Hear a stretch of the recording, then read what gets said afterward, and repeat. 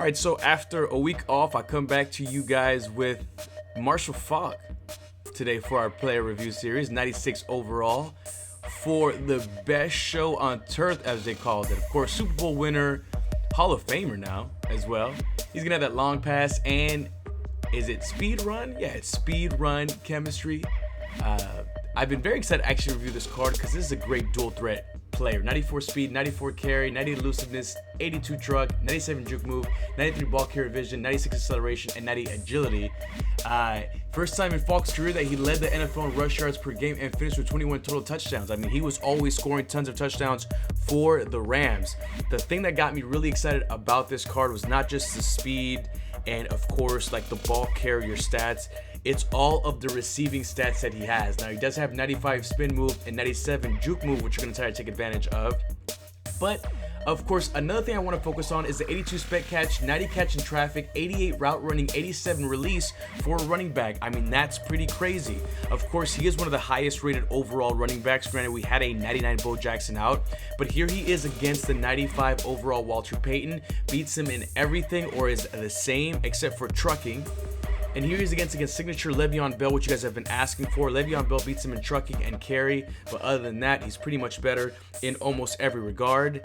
And then finally, we're going to go against Eric Dickerson, one of my favorite running backs of all time. Eric Dickerson beats him in acceleration, truck, and juke move. That's going to be another player we're going to have to take a look at. Anyway, this is a squad. You guys are already familiar with it. We usually run with this squad whenever we're doing our player reviews. Now let's go ahead and jump in against our first opponent. This actually isn't our first opponent. Our first game, we had connectivity issues, but this game, we start off with the toss against an opponent who has a Packers uniform, and he is off to the races. Now, get caught by, I'm going to say a section tackle, but they had a pretty good angle on me. 2nd and goal. Right after that, we're going to give it to Marshall Faulk, and he's going to go in for the easy touchdown.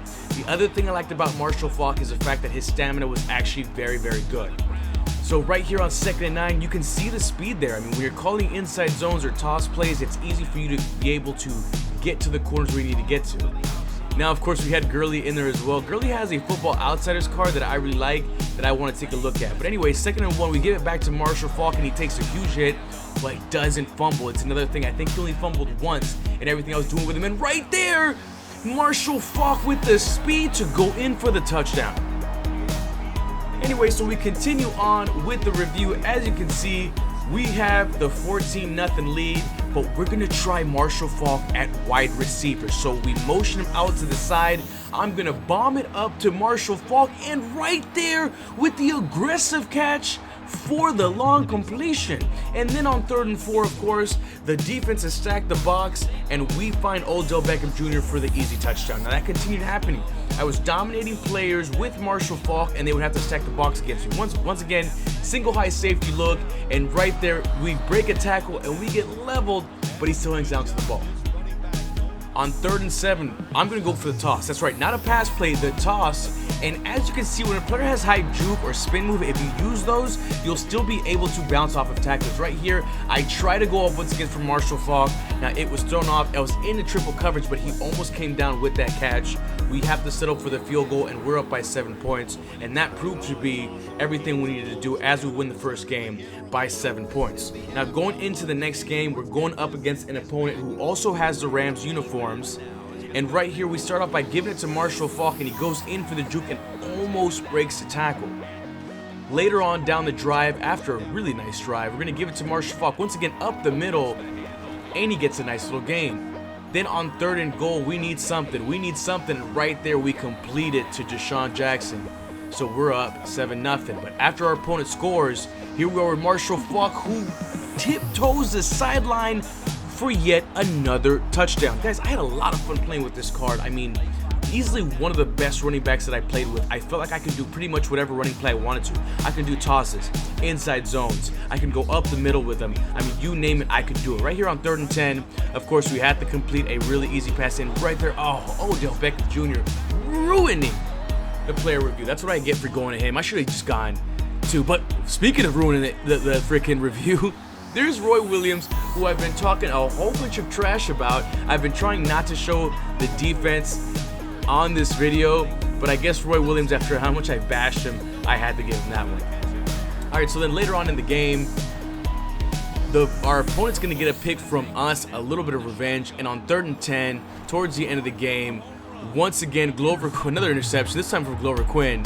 He's going to go ahead and run it all the way back. I show you this because after this, along with the beating that I was putting on my opponent with Marshall Faulk, unfortunately, that was going to be enough for him, and he was just going to go ahead and call it quits. All right, so 2 games so far. We've had Marshall Faulk score touchdowns in every one of the games. Here's going to be our 3rd and final game. It's going to be against an opponent who has the Patriots uniforms.